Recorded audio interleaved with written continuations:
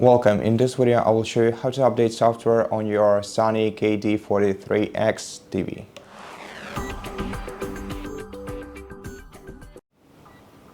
First, make sure that you are connected to the internet. Go to Settings by pressing the gear icon on your remote control, then navigate to the gear icon and tap on it to open all settings menu.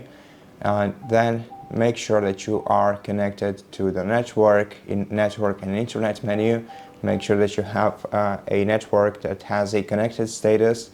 If you are not connected to the internet, then select one of the available networks that you know the password to and provide the password afterward.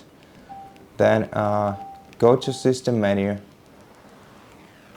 In System menu, go to About, select System Software Update,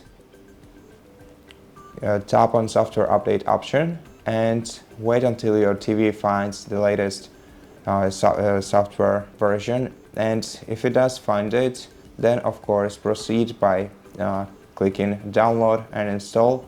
Wait until your TV installs the latest update, and then restart it by holding down the power button